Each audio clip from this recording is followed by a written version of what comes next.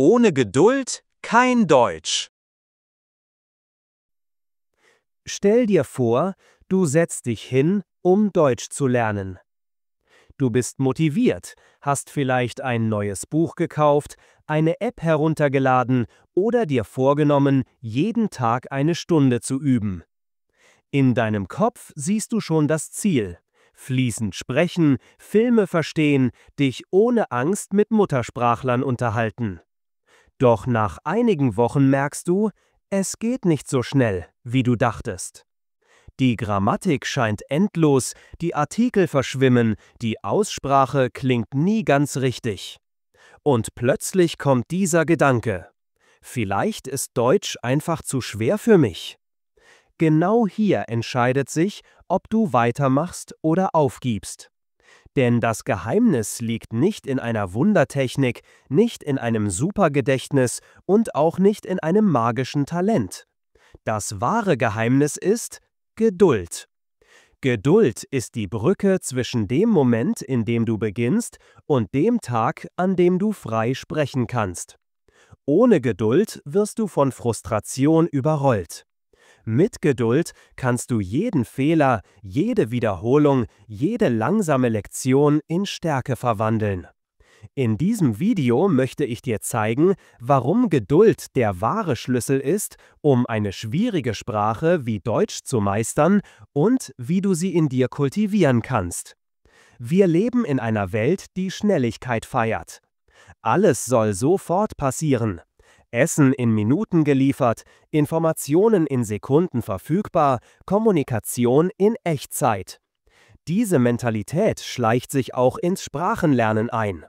Vielleicht bist du schon über Slogans gestolpert wie „Sprich fließend in 30 Tagen“. Die Methode, mit der du eine Sprache über Nacht lernst. Klingt verlockend, oder? Aber in Wahrheit sind das Illusionen. Kein Mensch der Welt hat je eine komplexe Sprache in wenigen Wochen komplett gemeistert. Du kannst in 30 Tagen sicher Fortschritte machen, aber nicht fließend werden. Und hier kommt das Problem. Viele glauben diesen Versprechen, starten voller Energie und sind nach kurzer Zeit enttäuscht, weil die Realität nicht mithält. Diese Enttäuschung verwandelt sich in Frustration und Frustration führt oft zum Aufgeben. Die Wahrheit ist, Sprachen wachsen langsam. Sie sind wie ein Baum. Du kannst den Samen pflanzen, du kannst ihn pflegen, aber du kannst nicht am Stängel ziehen, damit er schneller wächst. Wenn du also Geduld lernst, befreist du dich von dieser Illusion des schnellen Erfolgs und beginnst, das Lernen als Prozess zu sehen, nicht als Sprint. Um zu verstehen, warum Geduld so entscheidend ist, müssen wir einen Blick ins Gehirn werfen. Denn Sprachenlernen ist kein mechanischer Download, es ist ein biologischer Prozess. Wenn du ein neues Wort lernst, entsteht eine neue Verbindung zwischen Nervenzellen. Diese Verbindung ist am Anfang schwach, wie ein dünner Faden. Erst durch Wiederholung wird dieser Faden stärker, dicker, stabiler, bis er zu einer festen Brücke wird, über die dein Gehirn blitzschnell Informationen abrufen kann. Das braucht Zeit. Studien zeigen, damit ein neues Wort wirklich ins Langzeitgedächtnis gelangt, muss es über Tage, Wochen, manchmal sogar Monate hinweg wiederholt und in verschiedenen Kontexten benutzt werden. Auch der Schlaf spielt eine zentrale Rolle. Während du schläfst, sortiert dein Gehirn die Eindrücke des Tages, verstärkt wichtige Verbindungen und löscht unnötige. Das bedeutet, manchmal fühlst du dich nach einer Nacht plötzlich sicherer mit einem Wort oder einer Grammatikregel. Nicht, weil du länger gelernt hast, sondern weil dein Gehirn in der Stille gearbeitet hat. Sprachenlernen ist also wie Training im Fitnessstudio. Einmal Gewichte heben bringt nichts. Erst durch regelmäßige Wiederholung baut sich echte Stärke auf. Und genau hier zeigt sich, ohne Geduld funktioniert es nicht. Wenn du verstehen willst, warum Geduld so wichtig ist, dann schau dir Kinder an. Sie sind die besten Beispiele dafür, wie Sprache wirklich gelernt wird. Ein Kind braucht Jahre, bis es seine Muttersprache sicher beherrscht. Im ersten Jahr produziert es nur Laute und Silben. Im zweiten Jahr sagt es erste Wörter, oft noch unverständlich. Danach kommen kurze Sätze, voller Fehler, falscher Endungen und verdrehter Grammatik. Erst nach 5, 6, 7 Jahren beginnt ein Kind, flüssig und strukturiert zu sprechen. Und niemand erwartet Perfektion. Niemand sagt zu einem Kind, du hast schon 100-mal falsch gegangen gesagt, jetzt gib doch auf. Im Gegenteil, wir applaudieren jedem Versuch, wir loben jede kleine Verbesserung. Warum sind wir Erwachsenen so streng mit uns selbst? Wir glauben, wir müssten in wenigen Monaten schaffen, wofür ein Kind Jahre braucht. Das ist ein Rezept für Frustration. Wenn du dir also bewusst machst, dass selbst Muttersprachler viele Jahre brauchen, dann erkennst du, dein langsamer Fortschritt ist völlig normal. Geduld bedeutet, diesen Prozess anzunehmen und dir selbst dieselbe Zeit und Nachsicht zu geben wie einem Kind. Frustration entsteht immer dann, wenn Realität und Erwartung auseinanderfallen. Du erwartest schnelle Ergebnisse, aber die Realität zeigt dir langsame Fortschritte. Das Ergebnis? Enttäuschung. Hier kommt die Geduld ins Spiel.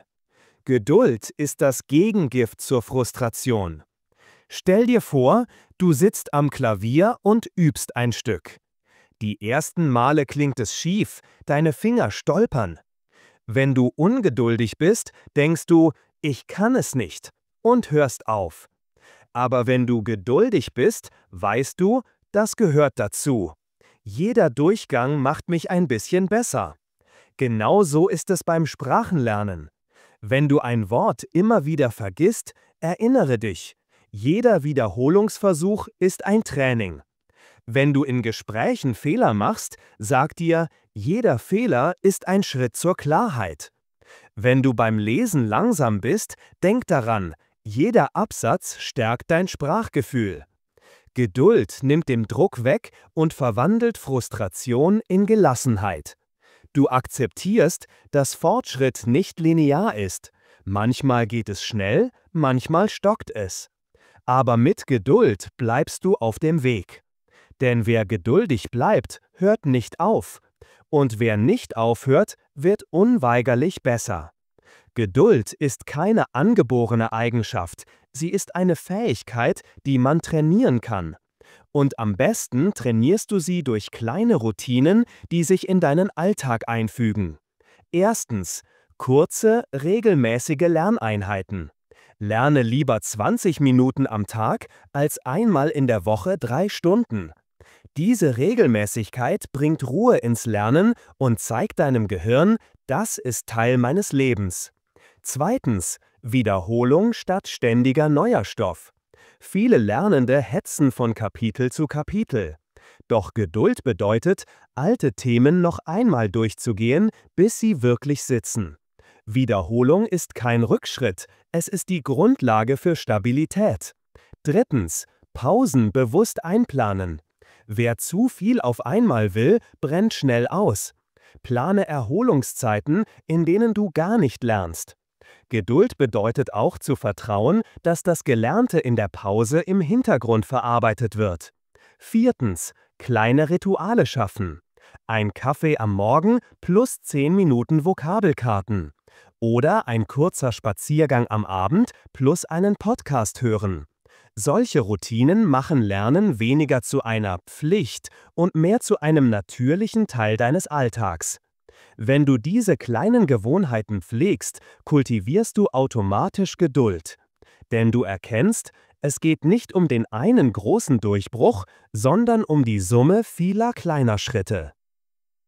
Ein oft unterschätzter Verbündeter der Geduld ist Achtsamkeit. Achtsamkeit bedeutet, im Moment zu sein, ohne ständig an das Ziel oder an deine Fehler zu denken. Beim Sprachenlernen sieht das so aus. Wenn du eine Übung machst, konzentrierst du dich auf genau diesen Satz. Nicht auf die Angst, was morgen kommt. Wenn du ein Wort wiederholst, achtest du bewusst auf den Klang, den Rhythmus, die Aussprache, anstatt dich zu ärgern, dass du es schon wieder vergessen hast. Wenn du ein Gespräch führst, hörst du deinem Gegenüber wirklich zu, statt innerlich die Grammatikregeln durchzugehen. Achtsamkeit verwandelt Lernen in eine Erfahrung statt in einen Stressfaktor. Sie erlaubt dir, kleine Details zu genießen, den Klang eines neuen Wortes, das Gefühl, wenn du etwas zum ersten Mal verstehst, das Lächeln eines Menschen, der dich trotz Fehlern versteht. Und hier geschieht etwas Wichtiges. Wenn du im Moment lernst, brauchst du weniger Druck für das Ergebnis. Geduld wächst fast automatisch, weil du beginnst, den Weg zu genießen, nicht nur das Ziel. Einer der größten Feinde beim Sprachenlernen ist Perfektionismus. Perfektionismus flüstert dir ins Ohr, wenn du nicht fehlerfrei sprichst, solltest du lieber gar nicht sprechen. Das Ergebnis? Schweigen, Unsicherheit, Frustration. Hier zeigt sich die Kraft der Geduld. Geduld ist das Gegengift zum Perfektionismus. Geduld sagt, ich darf Fehler machen. Sie sind Teil des Prozesses. Ich muss nicht heute perfekt sein. Es reicht, wenn ich heute einen kleinen Schritt gehe. Perfektion ist kein Ziel, sondern eine Illusion. Wenn du geduldig bist, erkennst du, Sprache entwickelt sich Schicht für Schicht. Dein heutiger fehlerhafter Satz ist die Grundlage für den besseren Satz von morgen. Deine heutige Unsicherheit ist die Wurzel für dein Selbstvertrauen in einem Jahr. Perfektionismus tötet Motivation, weil er das Unmögliche verlangt. Geduld schenkt Motivation, weil sie das Mögliche feiert. Den nächsten Schritt, den kleinen Fortschritt, die Reise selbst. So kannst du mit Geduld frei sprechen, während Perfektionisten oft stumm bleiben. Es klingt paradox, aber es stimmt. Wer geduldig ist, lernt am Ende schneller. Warum? Weil Ungeduld immer wieder zu Rückschritten führt. Stell dir zwei Lernende vor. Der eine hetzt durch jedes Kapitel, will alles sofort verstehen, überspringt Wiederholungen. Ergebnis: Nach kurzer Zeit hat er vieles vergessen, muss zurückgehen, verliert Motivation. Der andere nimmt sich Zeit, wiederholt alte Lektionen, akzeptiert kleine Schritte. Ergebnis: Sein Fundament ist stabil, das Wissen bleibt, er kann darauf aufbauen. Geduld sorgt dafür, dass du weniger nachbessern musst. Sie verhindert, dass du im ständigen Neuanfangsmodus landest. Und noch etwas: Wer geduldig ist, bleibt länger dabei.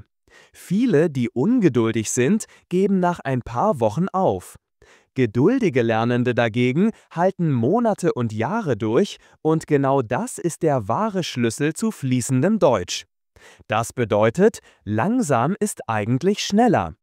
Denn während die Ungeduldigen in einer Endlosschleife von Frust und Neustart stecken, gehst du Schritt für Schritt vorwärts und kommst sicher ans Ziel.